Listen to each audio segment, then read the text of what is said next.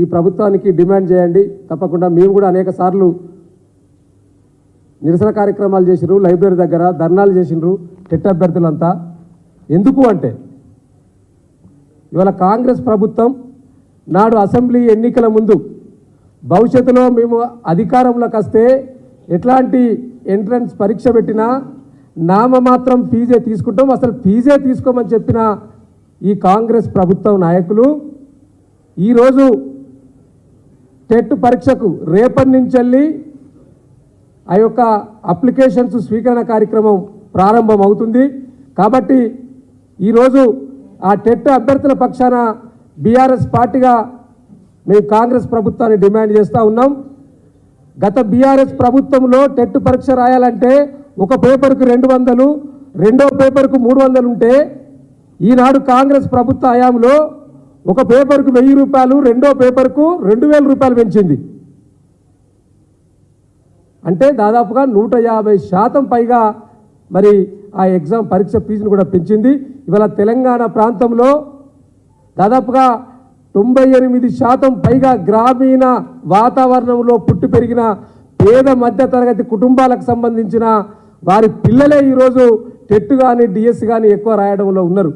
వారు ఇప్పటికే కోచింగ్ సెంటర్లో అనేక వేల రూపాయలు కోచింగ్ సెంటర్లకు పెట్టి హైదరాబాద్లో మేము జిల్లా హెడ్ క్వార్టర్లో చదువుకుంటూ పరీక్షలు నిర్వహించాలి రాయాలని ఒక ఉద్దేశం కొద్దీ లైబ్రరీలో వాళ్ళు ప్రిపేర్ అవుతున్న ఈ సందర్భంలో మీరు మూలిగే నక్క మీద తాటకాయ పడ్డట్టు ఇవాళ పేద తరగతి మధ్యతరగతి కుటుంబ సభ్యుల పిల్లలపైన ఈ యొక్క పెనుభారాన్ని ఈ కాంగ్రెస్ ప్రభుత్వం చేసింది. ఇవాళ మీరు ఆనాడు ఏం మాట్లాడిండ్రు, ఎన్నికలకు ముందు మీరు ఏం మాట్లాడిండ్రు, అనేక పత్రికల్లో ఇవాళ నాకు అందుబాటులో ఉన్న పత్రికలు ఒక క్లిప్ చూపిస్తాను నేను. అనేక పత్రికల్లో మీరు అసలు నామమాత్రం పైసలు కూడా తీసుకోమని జాబ్ క్యాలెండర్ ప్రకటించినప్పుడు యాడ్స్ ఇచ్చిండ్రు కదా. మీ ఎన్నికల మేనిఫెస్టోలో, మీ కాంగ్రెస్ పార్టీ ఎన్నికల మేనిఫెస్టోలో కూడా రాసుకున్నారు కదా. ఆనాడు ₹1 కూడా మేము తీసుకోమని చెప్పి రాసుకున్నారు కదా. మరి ఇవాళ ఎందుకు టెట్ పరీక్ష ఫీజును పెంచిండ్రో జవాబు చెప్పాలి.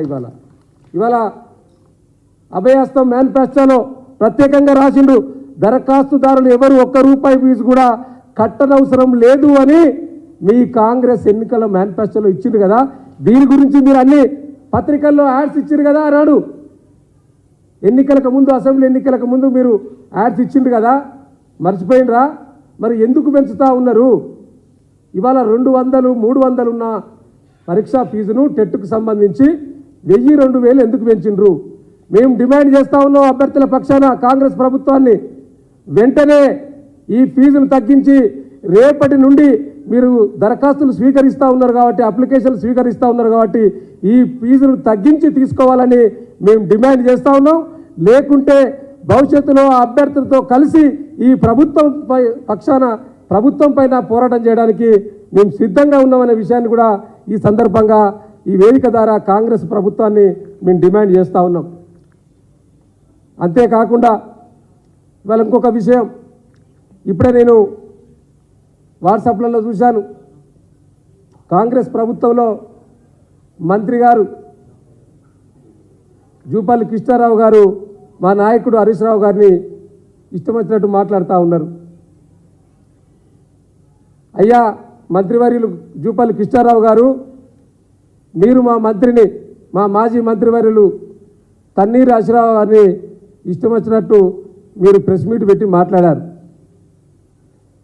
మీరు మాట్లాడిన దాంట్లో ముఖ్యంగా ఆనాటి మీ బీఆర్ఎస్ ప్రభుత్వం ప్రజలను, రైతులను ఎక్కడ ఆదుకున్నదని మీరు ప్రశ్నిస్తూ ఉన్నారు.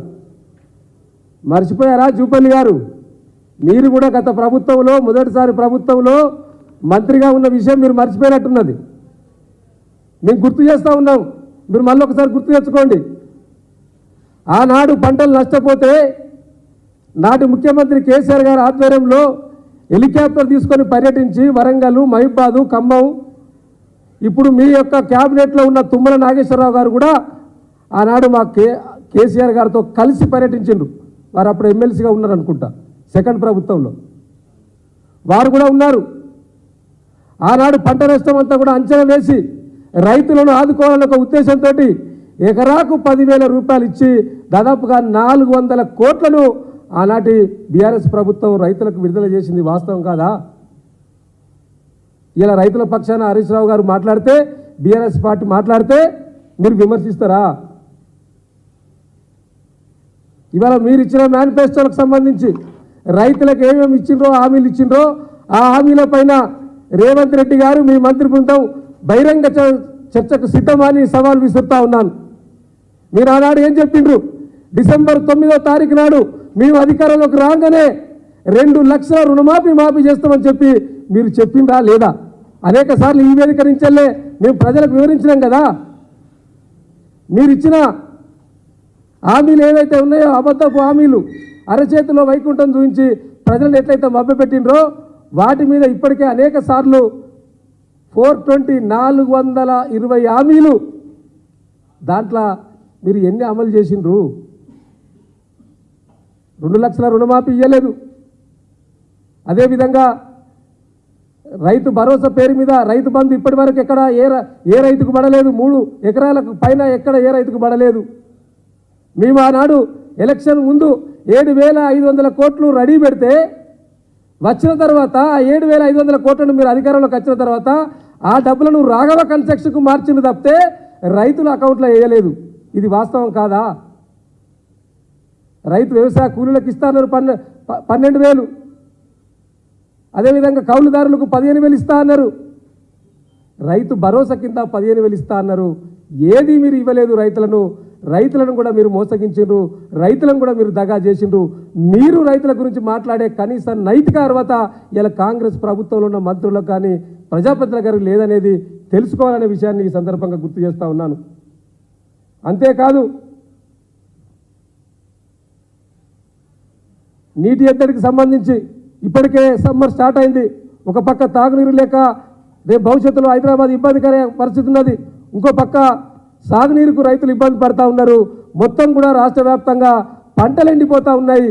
మీకు నిజంగా ఈ రైతుల పైన ప్రేమ ఉంటే మీరు ఎత్తాల్సింది రాజకీయ గేట్లు కాదు, మీరు ఎత్తాల్సింది ప్రాజెక్టుల దగ్గర గేట్లు ఎత్తి ప్రజలకు రైతులకు నీళ్ళని తీయాలనే విషయాన్ని కనీస సోయి కూడా ఇలా లేకుండా మాట్లాడుతూ ఉన్నారు వీళ్ళు. మీరు ఎక్కడైనా మీ జిల్లాలో కావచ్చు, లేదా నల్గొండ జిల్లాలో కావచ్చు, లేదా ఉమ్మడి మెదక్ జిల్లాలో కావచ్చు, ఏ జిల్లా కన్నా పోండి, ఎండిపోయిన వరి చేనులను మీరు సందర్శించిండ్రా? రైతుకు భరోసా ఇస్తూ ఉన్నారా? ఇలా మేము రైతుకు భరోసా ఇచ్చి రైతు రాజ్యం, రైతు శ్రేయస్సు రాజ్యంగా చేసిండు నాటి ముఖ్యమంత్రి కేసీఆర్ గారు. కానీ మీరు ఇలా రైతులందరూ కూడా ఆత్మహత్యల వైపు చేసే విధంగా మీ యొక్క పరిపాలన కనిపిస్తూ ఉన్నది. దానికి నిదర్శనమే ఇవాళ సమ్మర్లో ఎండిపోతున్న పంటలనే విషయాన్ని మరవకూడదనే విషయాన్ని ఈ సందర్భంగా గుర్తు చేస్తూ ఉన్నాను. ఇంకో విషయం మాట్లాడుతూ ఉన్నాడు. బీఆర్ఎస్ ప్రభుత్వంలో హరీష్ రావు గారు ప్రభుత్వంలో ప్రజాప్రతినిధులు ఎంత దోచుకున్నారని. అయ్యా, మీరు ఆనాడు మీరు కూడా మంత్రిగా ఉన్నారు కదా 5 సంవత్సరాలు. మరి మీరు 5 సంవత్సరాలు ఉన్నప్పుడు మీరెంత దోచుకున్నారో చెప్పగలుగుతారా? మాట్లాడేటప్పుడు ఆ వేళ్ళు కూడా మన వైపు చూస్తున్నారు. ఇటు ఒక ఏళ్ళు నీకు మా దిక్కు చూస్తే 4 ఏళ్ళు మీ వైపు చూస్తున్నాయనే విషయాన్ని మర్చిపోకూడదు. కాబట్టి ఇవాళ కాంగ్రెస్ ప్రజాప్రతినిధులు మీరు ఇచ్చిన హామీలన్నీ కూడా అబద్ధపు హామీలు, అబద్ధపు ప్రకటనలు. మీరు ఇస్తున్న ఉద్యోగాలు కానీ, రైతులకు ఇచ్చిన హామీలు కానీ, మీరు ఇచ్చిన మేనిఫెస్టోలో పెట్టిన ప్రతిదీ కూడా ప్రజలను మభ్యపెట్టి మీరు ఇంకా ఈ యొక్క అబద్ధాలు మళ్ళీ చెప్పి ఈ పార్లమెంట్ ఎన్నికల్లో లబ్ధి పొందడానికి ప్రయత్నం చేస్తూ ఉన్నారు. ఇలా తెలంగాణ ప్రజలంతా కూడా అన్ని విషయాలు తెలుసుకున్నారు. ఈ యొక్క 100 రోజులలో మీరు ఇచ్చిన హామీలు ఏమైనాయి, మీరు ఏం చేస్తున్నారనే విషయాలను కూడా ప్రజలకు అర్థమైంది. కాబట్టి తప్పకుండా ఇలా తెలంగాణ ప్రజలపైన మాకు విశ్వాసం ఉన్నది. ఇప్పటికే ప్రజల్లోకి మా బీఆర్ఎస్ పార్టీ శ్రేణుల అంతా కూడా వెళ్తూ ఉన్నాం. తప్పకుండా ఇలా ప్రజల నుంచి కూడా విశేషమైన స్పందన వస్తూ ఉన్నది. మాకు సాగునీరుకి ఇబ్బంది ఉన్నది, పొలాలు ఎండిపోతూ ఉన్నాయి, బోర్లు వేసినా కూడా బోర్లు పడతలేని పరిస్థితి వచ్చింది. మళ్ళీ నాటి పరిస్థితులు నేడు కాంగ్రెస్ ప్రభుత్వ హయాంలో వస్తూ ఉన్నాయంటే సిగ్గుతో తలదించుకునే పరిస్థితి దాపురించింది మీ వల్ల. కాబట్టి ఇక మీరు ఇకనైనా ఇట్లాంటి ప్రకటనలు మానండి, ప్రజల పక్షాన నిలబడండి. ఇకనైనా ప్రజల పక్షానికి వెళ్ళి జరుగుతున్న పరిణామాలను వెళ్ళి వాళ్లకు ధైర్యాన్ని నూరిపోయాలని నేను కాంగ్రెస్ నాయకులకు, ప్రజాప్రతినిధులకు హితవు పలుకుతా ఉన్నాను. Thank you.